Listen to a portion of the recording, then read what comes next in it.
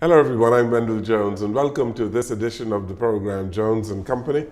On this program we examine national issues of the Bahamas, and on our program today we are pleased to have the Minister of Education, the Honorable Jeffrey Lloyd, and we are going to touch on, of course, matters of education and other issues in our country.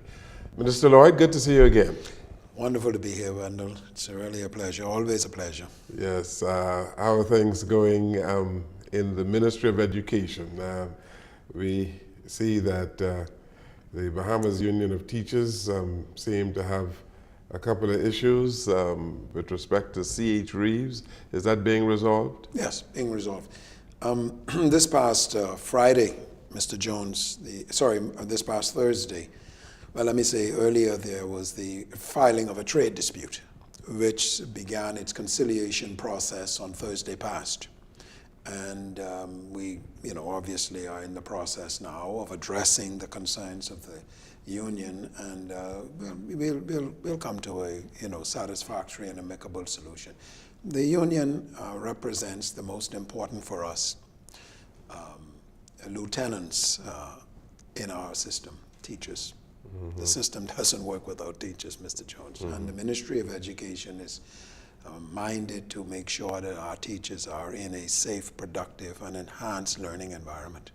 We are committed to doing that, and we must do that. That's our responsibility within our resources. Mm-hmm. And I don't think we need to repeat that there is a challenge with obvious resources.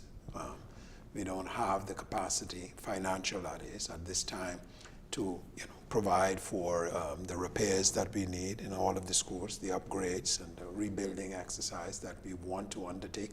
The resources are simply not there. Be that as it may, we do the best we can with what we have, and we are more than happy to do whatever is necessary in order to bring resolution to the outstanding union and labor issues as it involves the C.H. Reeves School. There were other, minor labor irritations in the school year which have been resolved satisfactorily, we think. And so we continue to work. We work with the union, with the Bahamas Union of Teachers. We work with the Bahamas Education Managers Union, BAMU, we call it, Bahamas Public Services Union, because we want to be in an environment which is harmonious and reproductive for the benefit of our teachers and our students. Mm-hmm. Is the C.H. Reeves situation a major priority of the ministry? At this moment, it occupies every waking moment of myself and our team. When do you think it will be resolved? I think, well, a lot of what has been brought to our attention, in fact, have been resolved. I mean, there's the issue with regard to repairs, safe conditions of the school.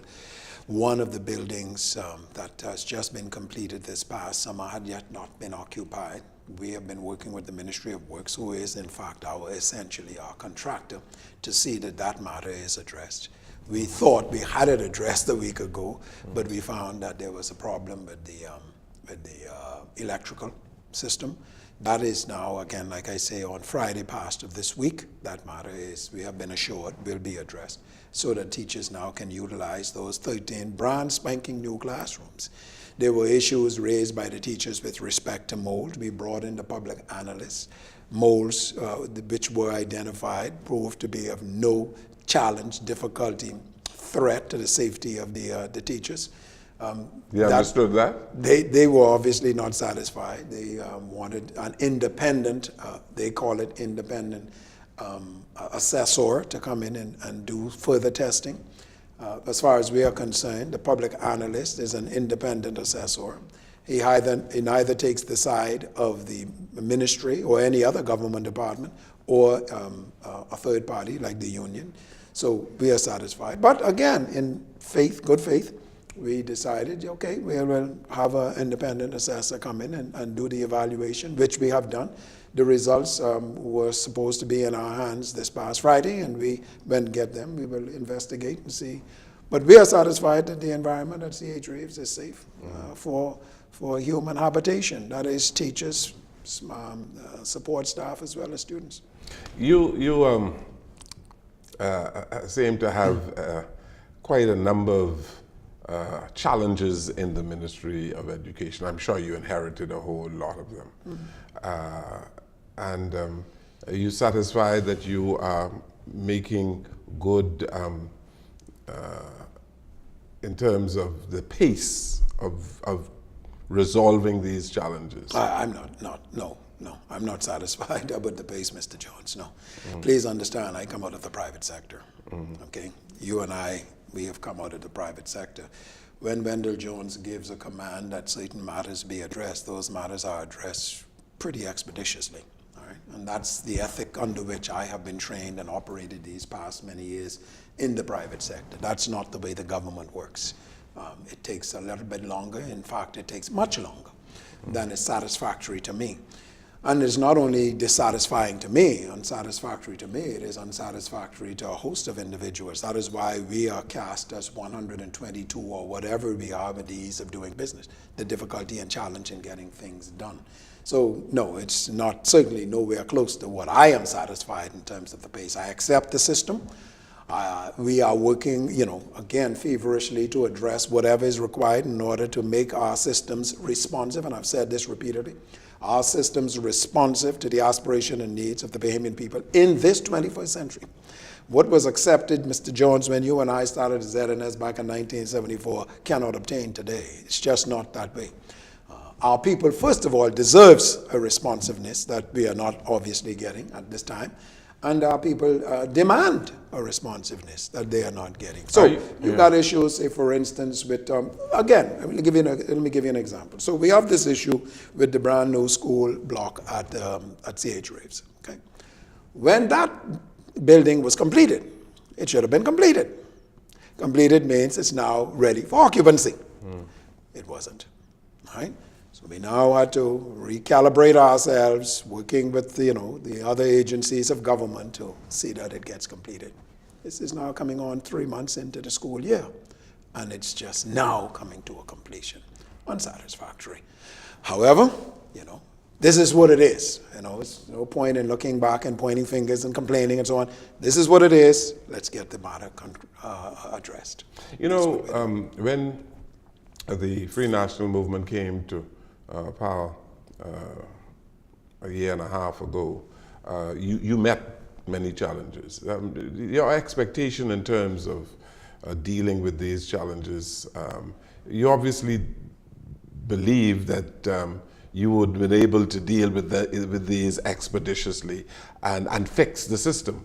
Reform is necessary in many of the agencies of the government. Mr. Jones, we had a report supported by the Inter-American Development Bank just recently. I heard you and my beloved brother Luther Smith, along with Godfrey, our friend, having a discussion about that.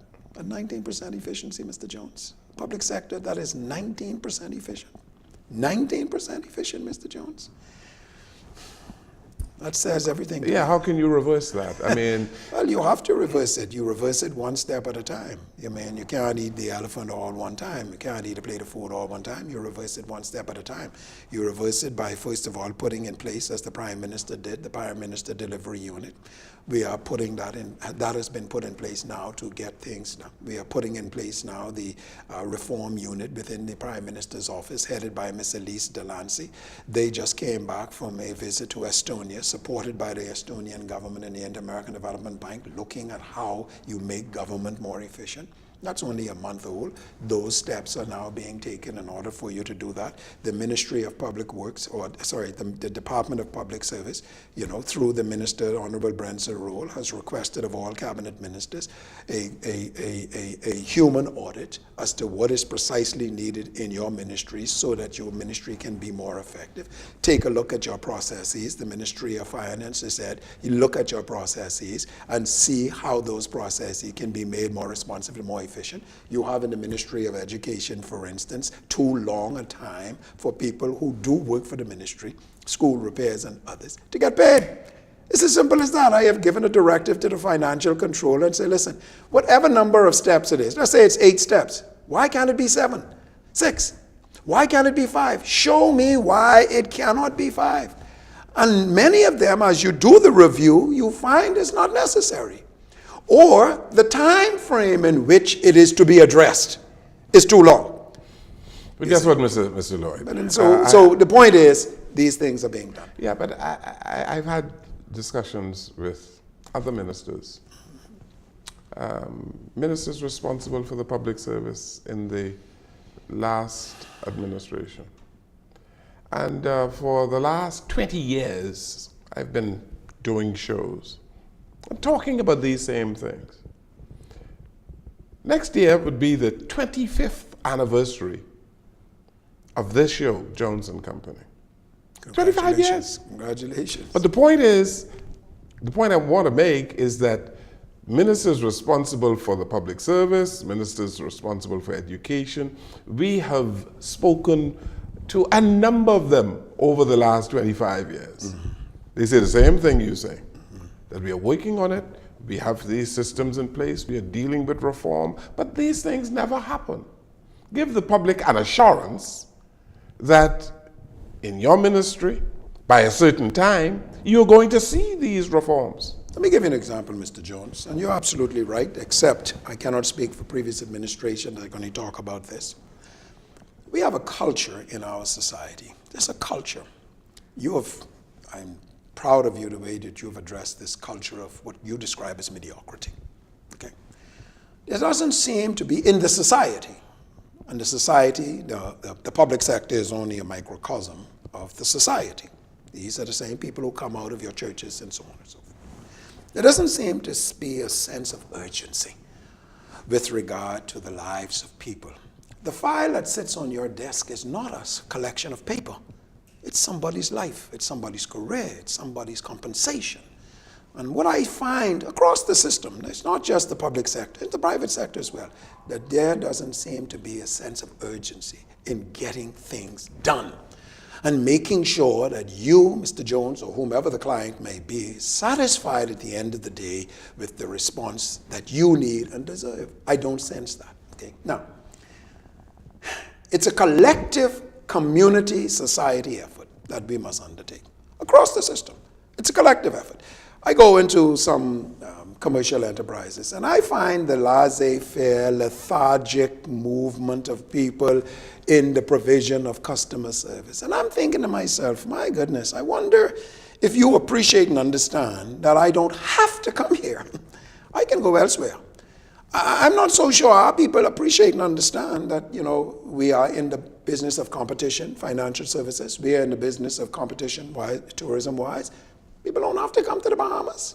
People don't have to do business with Bahamians. And so it is for every Bahamian to appreciate and understand that you are in a very competitive business. You're not only competing with respect to the provision of services, you're competing with people's expectations. I was talking the other day to a travel agent. Remember in times past, you wanted to travel to Miami, you wanted to go on a trip, you would, you engage a travel agent. I can sit at my computer at my desk or in my home, utilizing credit card, go on Expedia and whoever, and book my vacation. And that vacation, I could best book whatever one thing I want, tell them what hotel, tell them what time I want to fly, tell them what class I want, and so on and so forth. They do all of the work and come back to me within a matter of hours, and my business is done. I don't have to wait on your lethargy to be responsive to me. So it isn't the public sector alone, Mr. Jones. It is the entire society. And this is the culture. Remember back in 1999, 2000, you and I have talked about this before, when the Commission on Crime, which was established by the then Prime Minister, the Right Honorable Hubert Ingram, talked about this issue of crime. And the one segment of that really captured my attention in respect of all of the other things that were recommended is this. So we are not so much beset by the issue of crime in the usual and normal sense, but rather a culture of slackness. Mr. Jones, this is 20 years ago. This is in the public sector. This is the entire society. This is in our churches. This is in our civil society. This is in our businesses. And so this collective effort is required. And everywhere that people try to duck and dodge, wherever there is efficiency being promoted and so on, you and I, as leaders of our society, have got to meet them, confront them head on and say, in this space, you are going to do things right. Let me give you another example. When I first came to the Ministry of Education, I found that there were dozens of contract workers who never came to work. Never came to work. I issued a directive inviting them to come to work, or they will be disciplined. It made the headlines of the newspaper. I was excoriated, condemned, repudiated, basically cussed at by some of the leaders of our society. Who does he think he is? How could he be so heartless? He used to be a deacon, firing people in this difficult and challenging economic times. I never said I was firing anybody. I said, and these people ain't come to work for months, months, stealing the Bahamian people's money. I thought I would have received, or I don't know why I thought, but I thought I would have received some commendation for seeking to bring efficiency and some order to the system. Man, I had members of the opposition take me to task. This is what I mean, Mr. Jones. When I ran John Canoe, I remember this so well. They cursed me black and blue. All I said is, we're going to start on time, Mr. Jones. We can start on time. The Bahamian people have paid $50, $60 sitting in the bleachers there at Rawson Square. We're going to start on time. Oh, my God. Who you think you are? John Canoe been here before you. You ain't know nothing about John Canoe, as a matter of fact. And you're absolutely right. I don't know nothing like how you guys know something about John Canoe. I know this, though. We're going to start on time. The big complaint was gaps. And there will be no gaps. I cannot tell you the number of names I was called and how much I was cussed at and so on. We as a society, so this is our problem. Well, I think you know the history now of John Canoe, because it didn't really make a difference to me what names you called. We was going to start on time. Otherwise, people were going to be... You've been called many names. Does it bother you that people say, well, Jeff Lloyd is arrogant? He is just one biggity minister. Does that bother you? Please. Wendell Jones, you are my brother. We have been friends, close friends now for almost 50 years. If you say that, I'm going to take note. Because you know me. Yeah. We've worked together. We have been business partners and so on. If you say that, I'm going to take note. I'm going to take note of that. Yeah. The others? Arrogant is a default complaint when you wanted your own way and you can't get it. So I understand. Before that, you remember in days past, they used to say, who does he think he is? Then it went, the iteration went as, he think he better than people. Now the day's iteration is, oh, he is arrogant. As long as you in your life and your heart know that you're doing the right thing, as called by God, and that you are working for the best interests of our society, the Bahamian society, what people call you really... You making progress? Oh, yeah, man. Yeah. Too slow for me, but yes. Much too slow, but yes. It's grinding it out, one day at a time, one deficit at a time. Yeah. Okay. Let's take a break here. This is our program, Jones and Company, and we have a number of questions for the Minister of Education, Jeffrey Lloyd. We'll come right back.